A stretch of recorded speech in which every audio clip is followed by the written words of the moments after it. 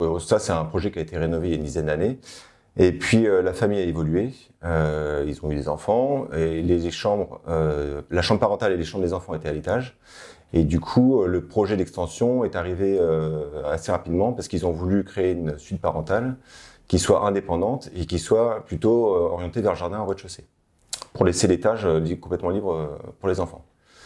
Donc le projet, ils nous ont recontactés quelques années plus tard en disant on aimerait bien faire une extension, et sauf que nous, l'agence Soon, on est archi intérieur, on ne fait pas d'extension, pas de permis de construire pour ce type de projet.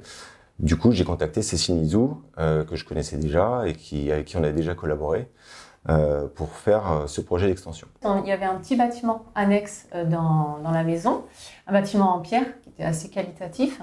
Donc le maître d'ouvrage souhaitait en fait le relier avec ce bâtiment. Et donc voilà, l'idée, c'était cette liaison. Après, on était libre au niveau de la liaison, comment se faisait la liaison.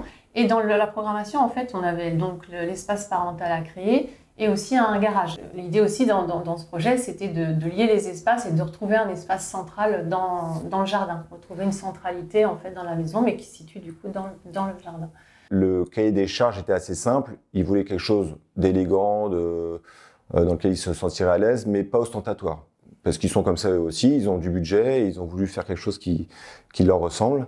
Et on lui a proposé des matériaux, de travailler avec du béton branché, par exemple pour les têtes de lit, des habillages bois pour toute la surface des faux plafonds. On a travaillé l'éclairage, avec de l'éclairage indirect dans une vieille ferme. D'ailleurs, on a récupéré une vieille ferme qui était existante, qui est là que pour le décor parce qu'elle tient plus rien, mais on l'a remis en place pour qu'il y a un lien entre l'authenticité de l'extension, du bâti existant, et puis des matériaux beaucoup plus contemporains qu'on a mis autour. On a travaillé aussi avec des belles robinetteries, des belles faïences, des calpinages qu'on a traités un peu de façon originale. Au niveau de la matérialité souvent du bâti ancien, on a une texture, une matière, une patine du temps qui est intéressante.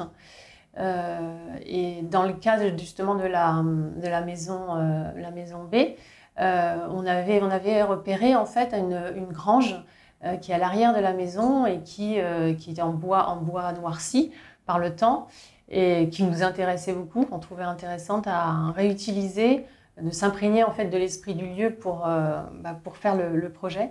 Et donc on a proposé ces deux monolithes noirs qu'on a souhaité en bois noirci, avec une peinture de Falin et qui se répondent en fait, qui créent une ambiance particulière à l'intérieur du lieu. Ça fait plusieurs fois qu'on a des projets avec l'agence Soon, où en fait on travaille du début jusqu'à la fin du projet, vraiment de l'esquisse jusqu'à la livraison ensemble sur le projet. Donc évidemment les parts de travail ne sont pas les mêmes au début, au fur et à mesure, mais il y a toujours ce va-et-vient pour avoir une cohérence d'ensemble du projet, sur les matériaux, sur les intentions déjà, sur les intentions de projet. Par exemple, pour la maison B, on avait cette idée justement de mêler architecture contemporaine et puis ancien, respecter l'ancien, essayer de retrouver les matériaux anciens. Yann a évoqué la charpente qui existait dans l'annexe qui était en chêne, donc un très très beau matériau. Même sur le bâti ancien, en fait, on a rénové entièrement en chaux chambre pour réisoler. Voilà, donc ce travail, forcément, il est intérieur-extérieur. C'est un tout. On ne peut pas séparer les deux, et c'est intéressant si ce travail se fait en commun du début jusqu'à la fin.